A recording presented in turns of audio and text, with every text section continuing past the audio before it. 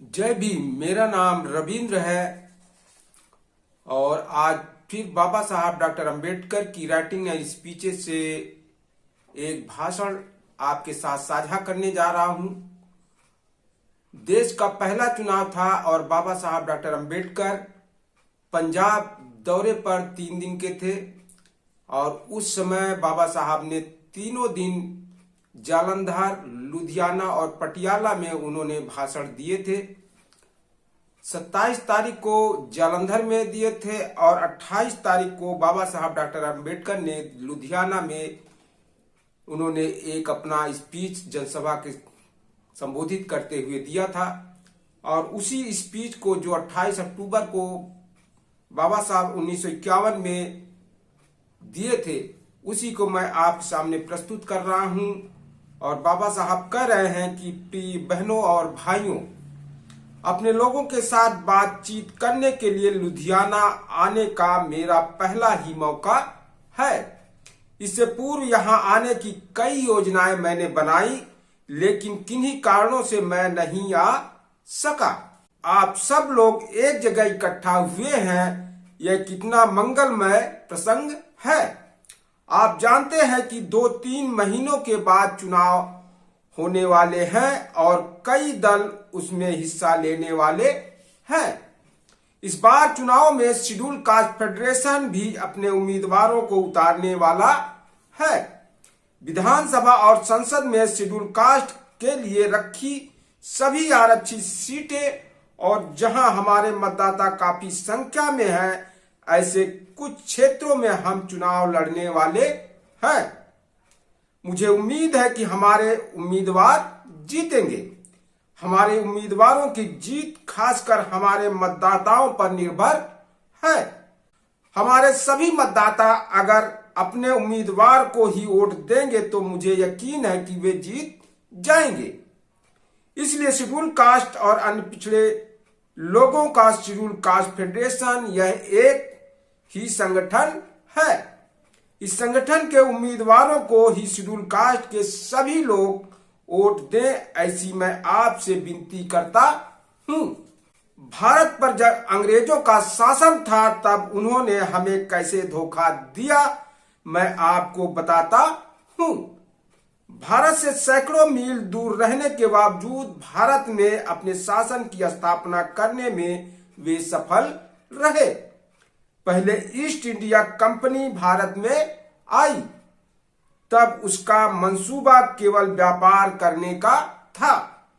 बाद में धीरे धीरे उनके मन में यहां अपना राज्य स्थापित करने की इच्छा पैदा हुई। इस उद्देश्य की पूर्ति के लिए उनके पास कहां से सामर्थ्य आई। भारत में उनकी सेना नहीं थी। अपनी सेना नहीं होते हुए भी भारत के सभी राजाओं महाराजाओं को जीतने में वे सफल कैसे रहे, यह कोई नहीं बता सकता। लेकिन अब मैं इस सवाल का जवाब देने वाला हूं। अपने ही देश में जो लोग अस्पृश्य थे, उन शेड्यूल कास्ट लोगों की मदद से अंग्रेज लोग भारत के शासक बने। ये अस्पृश्य लोग निरक्षर थे। सवर्ण हिंदुओं का उनके साथ का व्यवहार अपमानजनक था। पेट पालने का कोई साधन उनके पास नहीं था। उन्हें हमेशा सवर्णों की दया पर निर्भर रहना पड़ता था। जो हुआ वह सब सही था, यह मेरे कहने का मतलब नहीं है। मैं किसी और मुद्दे पर जोर देना चाहता हूं। मैं इस बात की ओर आपका ध्यान दिलाना चाहता हूं कि भारत में शासन की स्थापना करने में हमने जिन लोगों की मदद की, उन्होंने भी हमारे साथ बुरा व्यवहार किया। अंग्रेजों के खातिर हमारे पूर्वजों ने लड़ाइयों में अपनी जानें गंवाई और उसके बदले हमें क्या मिला, किसका लाभ हुआ। शेड्यूल कास्ट के लोगों द्वारा मदद प्राप्त करने के बावजूद उससे होने वाले लाभ ब्राह्मण और अन्य सवर्ण हिंदुओं ने उठाए। अंग्रेजों ने उनके बच्चों को ही पढ़ाया और हर तरह की आर्थिक मदद उन्हें दी। हमारे लोगों की तरफ ध्यान ही नहीं दिया गया। परिणाम स्वरूप गरीब बेचारे शेड्यूल कास्ट के लोगों की बदौलत सवर्ण हिंदू संपन्न हुए। अस्पृश्य लोग जैसे थे वैसे ही रहे। आज तक शेड्यूल कास्ट के परिवार सुसंपन्न क्यों नहीं है? उनके बच्चे पढ़े लिखे क्यों नहीं है? इसका कारण यही है। परिणाम स्वरूप सेना, पुलिस और प्रशासकीय सेवा के सभी महत्वपूर्ण पद सवर्ण हिंदुओं के हाथ में ही है। हमारी उन्नति के लिए अंग्रेजों को कुछ करना चाहिए था, लेकिन उन्होंने हमारे लिए कुछ नहीं किया। 1858 में विद्रोह हुआ। क्या कारण थे उस विद्रोह के पीछे? कारण यही थे कि हमारे लोगों के लिए कुछ करने से अंग्रेज चूक गए। सेना में शामिल हमारे लोगों के सामने उनके खिलाफ विद्रोह करने के अलावा कोई चारा ही नहीं रहा। विद्रोह जब दब गया तो पता चला कि सेना में शामिल हमारे लोगों ने अंग्रेजों के खिलाफ विद्रोह किया था। इसलिए अंग्रेजों ने हमारे लोगों की सेना में भर्ती बंद कर दी। उनकी जगह हिंदू और राजपूतों की सेना में भर्ती की गई। इस प्रकार हम लोगों की आमदनी का प्रमुख जरिया समाप्त हो गया। अंग्रेजों के इस देश में आने से पूर्व अस्पृश्य जिस हालत में थे, 1947 में जब अंग्रेजों ने भारत छोड़ा तब भी वैसी हालत में थे। सत्ता का हस्तांतरण करते हुए अंग्रेजों ने सारी सत्ता सवर्ण हिंदुओं के हाथ में दी। हम लोगों के हाथ में कुछ नहीं आया। न्याय के बारे में जिनके मन में बिल्कुल आस्था नहीं, ऐसे हिंदू सवर्णों की दया पर हमें छोड़कर अंग्रेज चले गए। इससे हम कल्पना कर सकते हैं कि गरीब अस्पृश्यों के साथ सवर्णों का क्या व्यवहार रहा होगा। आज तक हम पिछड़े क्यों रहे, उसका यह कारण रहा। अब मैं आपके सामने एक प्रश्न उपस्थित करना चाहता हूं। क्या अभी भी आप उसी तरह पिछड़े हुए रहकर सवर्ण हिंदुओं के गुलाम बनकर रहना चाहते हैं? आज भारत में आए तब से बड़ व्यवस्था लागू हुई। इंसानों को उनके जन्म के आधार पर सामाजिक स्थान दिया जाने लगा। कुछ लोगों को ब्राह्मण कहा गया, कुछ क्षत्रिय बने, कुछ वैश्य बने, कुछ लोग शूद्र बने और अन्य अस्पृश्य बने। इस श्रेणी के अनुसार अस्पृश्य सबके नीचे और समाज से सर्वथा अलग थे। सवर्ण हिंदू और अस्पृश्यों के बीच के संबंध पैर और जूती जैसे थे। घर में प्रवेश करते समय जूता बाहर ही खोल दिया जाता है, उसी प्रकार अछूत लोगों को समाज से बाहर रखा गया। उन्हें किसी तरह की कोई अधिकार नहीं दिए गए। सवर्ण हिंदुओं ने जो अपमानजनक व्यवहार किया गया, उसे हजारों साल तक हम सहते आए और अभी भी सामाजिक, आर्थिक और राजनीतिक दृष्टिकोण से हो रहे जुल्म सह ही रहे हैं। कई सालों तक संघर्ष के बाद अब हमने कुछ राजनीतिक अधिकार पाए और उन्हें भारतीय संविधान में भी शामिल किया गया। 20 सालों तक के लंबे समय तक मैंने गांधी जी के खिलाफ संघर्ष किया। हमें किसी भी तरह के अधिकार अलग से देने की कल्पना के खिलाफ थे वह। उनकी दलील थी कि अस्पृश्यों को अगर अलग अधिकार दिए गए तो वो हिंदू जीवन पद्धति में वे कभी भी शामिल नहीं हो पाएंगे। इसके अलावा वे हमेशा के लिए हिंदुओं से छिटक जाएंगे। गोलमेज परिषद में भी हमारी अलग चुनाव क्षेत्र की मांग का गांधी जी ने विरोध किया। इसलिए इतने लंबे संघर्ष के बाद हमें कुछ राजनीतिक अधिकार मिले। अब शेड्यूल कास्ट के लिए जो जगह आरक्षित है, उन जगहों से हम अपने प्रतिनिधि विधानसभा और संसद में भेज सकते हैं। हमारे ये अधिकार हमसे छीनने के लिए कई पार्टियां काम कर रही हैं। अपने लोगों के लिए आरक्षित जगहों से अपने उम्मीदवारों को जिताने के लिए हमारे वोट उन्हें मिले, इसके लिए ये पार्टियां कार्यरत हैं। आप उनकी मंशा को अच्छी तरह समझ सकते हैं। उन्हें लगता है कि शेड्यूल कास्ट के लोग जहां और जिस हालत में हैं वहीं और वैसे ही रहें, वे सत्ता प्राप्त न करें, ताकि आज हमारे लोग जो घृणित काम करते हैं उन कामों को करने के लिए लोग न मिले, ऐसा न हो। इसलिए आगामी चुनाव में आप लोगों को अपने वोट के बारे में सतर्क रहना होगा। हमारे वोटों के सहारे केवल हमारे सच्चे प्रतिनिधि ही चुनकर जाएं, कोई और नहीं। आप अगर इस बात के प्रति जागरूक रहे तो ही आपके जो अधिकार राज्य के संविधान में शामिल किए गए हैं वे सुरक्षित रहेंगे।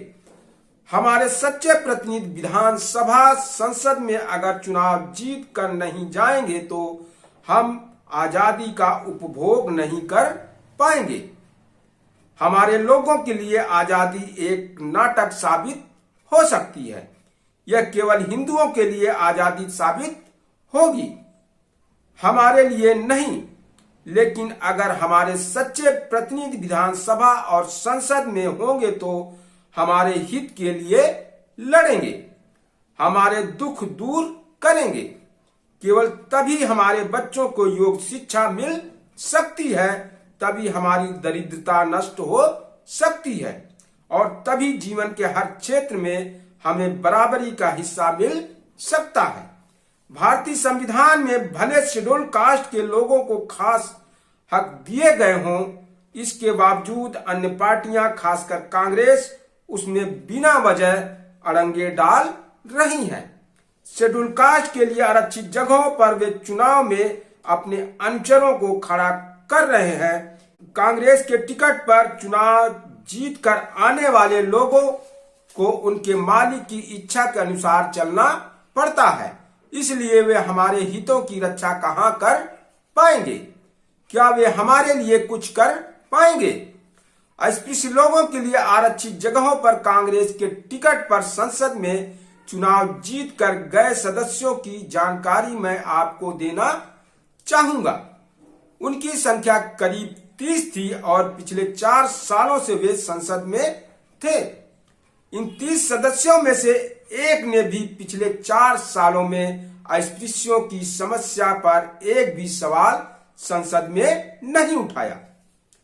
किसी ने एकाध सवाल उठाया भी तो सभा अध्यक्ष ने उसे अनुमति नहीं दी और वह विषय वहीं समाप्त हुआ। भूले भटके कभी सभा अध्यक्ष ने सवाल को संसद के कामकाज में शामिल करने की इजाजत दे दी तो कांग्रेस का मुख्य नेता संबंधित सदस्य के पास जाकर सवाल छपने से पहले ही उसे वापस लेने के लिए कहा करते हैं।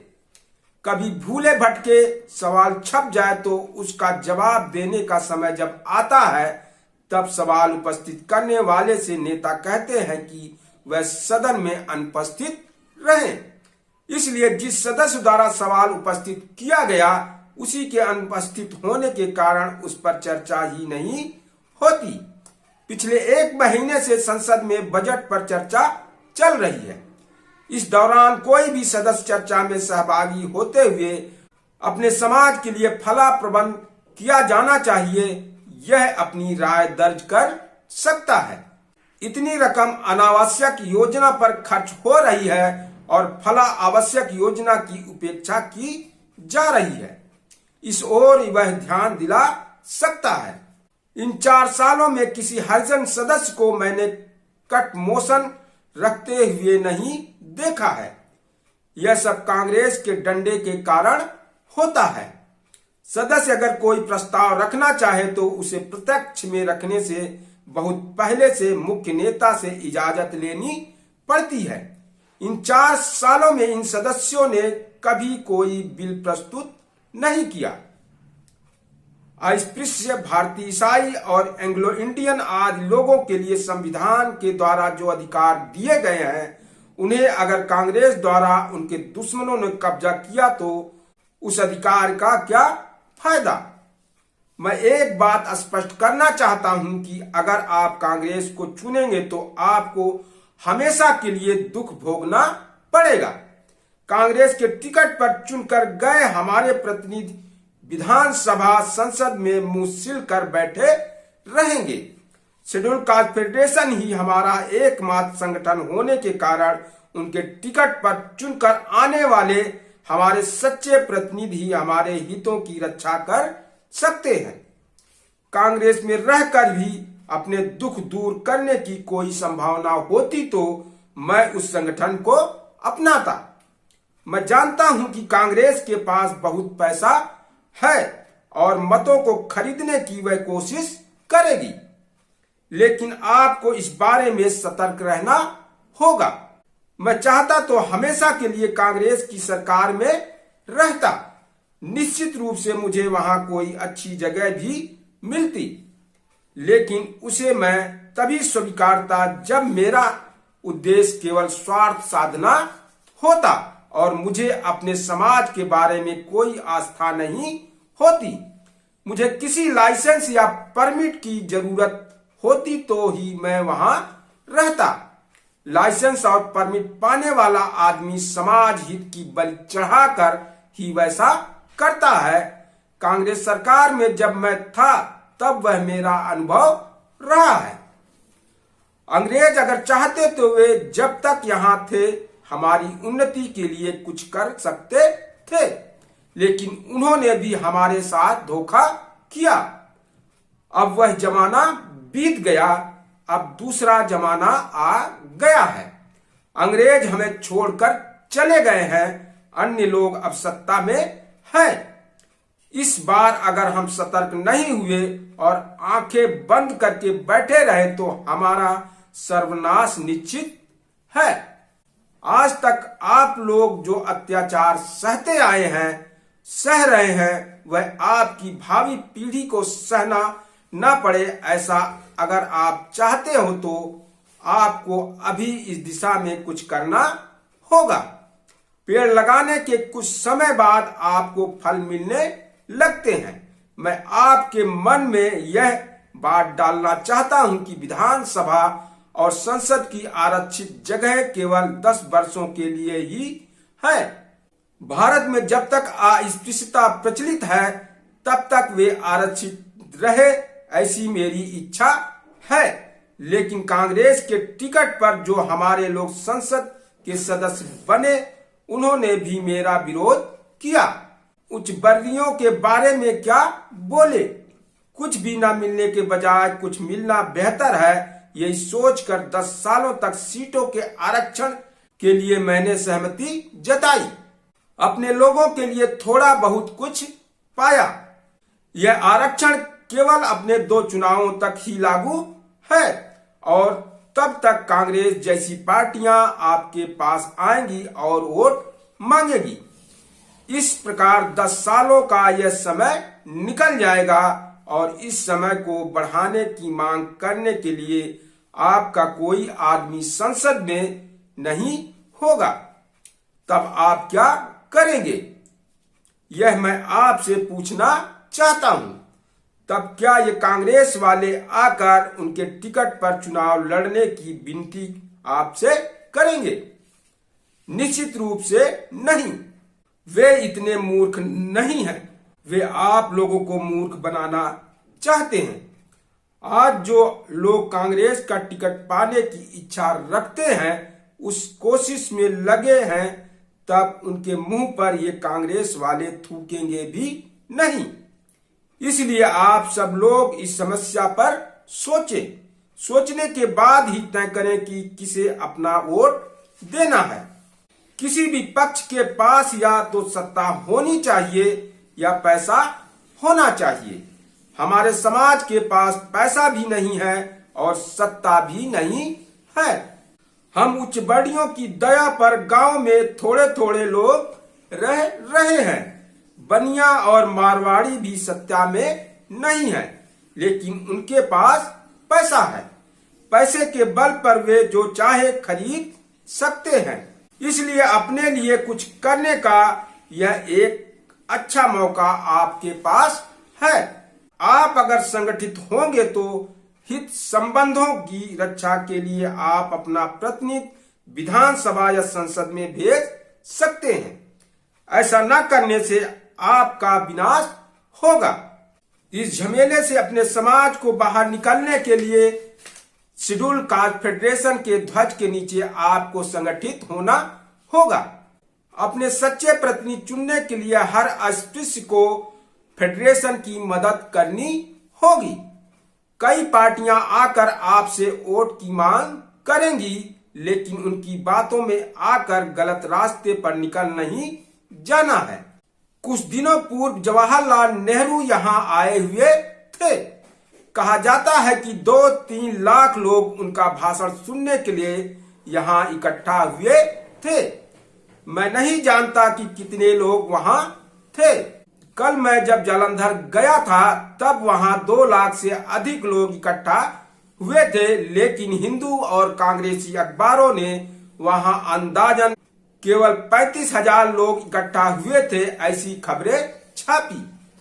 मैं आपसे बस इतना ही कहना चाहता हूं कि कांग्रेस की कोई भी परिषद हो तो श्रोता बहुत कम हो, तब भी वे यही छापेंगे कि सभा में बहुत बड़ा जन समुदाय इकट्ठा हुआ था।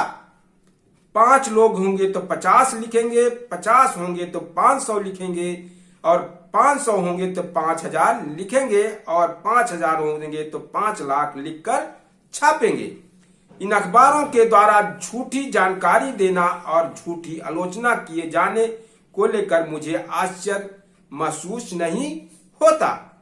ये अखबार कई सालों से मेरी आलोचना करते आए हैं, इसके बावजूद मेरा शारीरिक मानसिक विकास हो ही रहा है। बहुत बड़े जमावाड़े के सामने भाषण देना मुझे पसंद नहीं है। मैं बस इतना चाहता हूं कि इन हिंदू लोगों से होने वाले अत्याचारों का सामना करने के लिए हमारे लोग संगठित हों, मेरे विचार सुने, इतनी मेरी इच्छा है। फिर वे बहुत बड़ी संख्या में इकट्ठा हों या छोटी संख्या में, मेरे लिए यह महत्वपूर्ण नहीं है। हर राजनीतिक दल ने अपना घोषणा पत्र घोषित किया है। हर पक्ष ने आश्वासन दिए हैं कि अगर वे जीत जाएंगे तो ये करेंगे और वो करेंगे।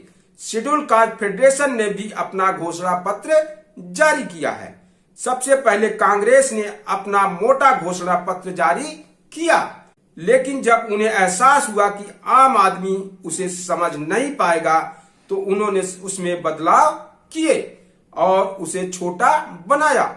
दिनों दिन उनका घोषणा पत्र छोटे से और छोटा होता जाएगा और एक दिन ऐसा आएगा कि कांग्रेस का कोई घोषणा पत्र ही नहीं रहेगा, ऐसा मुझे लगता है। मैं आपको बताना चाहता हूं कि घोषणा पत्र में क्या होना चाहिए और क्या नहीं होना चाहिए। सभी राजनीतिक दलों को मेरी चुनौती है कि सबसे अच्छा घोषणा पत्र चुनने के लिए वे एक कमेटी बनाएं। हमारा घोषणा पत्र ही सर्वश्रेष्ठ साबित होगा, इसमें मुझे कोई शक नहीं है। सभी दलों ने अपने अपने घोषणा पत्र में जनता को तरह तरह के आश्वासन दिए हैं। आश्वासन देना बहुत आसान है, लेकिन उन्हें प्रत्यक्ष में उतारना बहुत कठिन है। आप अगर एक बात का आश्वासन दे सकते हैं तो 100 बातों का भी दे सकते हैं। घोषणा पत्र केवल आश्वासनों के फहरिस्त नहीं होना चाहिए। देश को जिन समस्याओं से सामना करना पड़ता है उन पर घोषणा पत्र में विचार किया जाना चाहिए और उन समस्याओं को कैसे सुलझाया जा सकता है इस बारे में भी विचार व्यक्त किए जाने चाहिए। कांग्रेस के घोषणा पत्र में क्या ऐसा कुछ है? कांग्रेस के घोषणा पत्र में केवल एक बात पर ही जोर दिया गया है और वह है मुस्लिम समस्या। इस मुद्दे पर क्या कभी सहमति हो सकती है? विभाजन से पूर्व जब पाकिस्तान का अस्तित्व नहीं था तब भी मुसलमानों की समस्या थी, लेकिन तब भी देश के सामने केवल यही एक समस्या नहीं थी। बड़ी संख्या में मुसलमान पाकिस्तान चले गए और अब केवल हिंदू, सिख और अन्य अल्पसंख्यक भारत में बचे। क्या आपको लगता है कि भारत अब मुस्लिम समस्या से ग्रस्त है? मुस्लिमों से 10 गुना जो गरीब हैं, पिछड़े हैं, ऐसे अस्पृश्यों के लिए कुछ करने की जरूरत नहीं है, क्या इस बात को आप मान सकते हैं? अनुसूचित जात, आदिवासी, अपराधी, घुमंतु आदि की ओर सरकार को सबसे अधिक ध्यान देना चाहिए, लेकिन कांग्रेस वाले लोगों से कहते हैं कि जातिवादी नहीं बनना चाहिए और पिछड़ी जातियों के लिए खास प्रावधानों की मांग नहीं करनी चाहिए। भारत की दूसरी समस्या है दरिद्रता। भारत के लोग बहुत गरीब हैं। वे इतने गरीब हैं कि 90% लोगों को ठीक से खाना भी नहीं मिलता है, उन्हें कपड़े भी नहीं मिलते हैं, उनके सिर पर छत नहीं है। हर साल करोड़ों रुपए का अनाज विदेशों से आयात किया जाता है। हम कैसे टिक पाएंगे? लेकिन इन सभी बातों के लिए कांग्रेस वालों के पास कोई समय नहीं है। उनके सामने केवल एक ही समस्या है और वह है मुस्लिम समस्या। मैं आपसे कहना चाहता हूं कि आगामी चुनाव में हम शेड्यूल कास्ट फेडरेशन के उम्मीदवार खड़े कर रहे हैं। शेड्यूल कास्ट फेडरेशन सभी पिछड़ी जातियों का प्रतिनिधि दल है। हर पिछड़े वर्ग को उसमें प्रतिनिधित्व दिया जाएगा। इस दल के बारे में किसी को डर नहीं पालना चाहिए। चमार और भंगी समान संख्या में है। हम एक ही जमात के लोग हैं, इसलिए हमें आपस में झगड़ना नहीं चाहिए। सभी पुरुषों और महिलाओं से मैं विनती करना चाहता हूं कि मतदान के दिन सभी काम परे रखकर मतदान केंद्र पर जाकर मतदान जरूर करें। पहले ही हमारे वोट काफी नहीं है और उस दिन अगर आप मतदान नहीं करेंगे तो हमारा भला नहीं हो पाएगा। हम प्रतिनिधित्व के बगैर रह जाएंगे। मतदान का दिन अनुसूचित जातियों के लिए जीवन मृत्यु का दिन है। आगामी चुनाव में हिस्सा लेने वाले हर राजनीतिक पक्ष को एक पक्ष चिन्ह आगामी चुनाव में हिस्सा लेने के लिए हर राजनीतिक पक्ष को एक पक्ष चिन्ह या पार्टी का निशान दिया गया है। हमारे फेडरेशन का चिन्ह हाथी है। हमारे लोगों के मन में किसी प्रकार की उलझन न पैदा हो, इसलिए मैंने यह चिन्ह चुना है। कुछ दलों द्वारा बैल, घोड़े या गधे को चुना गया है, लेकिन स्पष्टता के लिए मैंने हाथी को चुना है।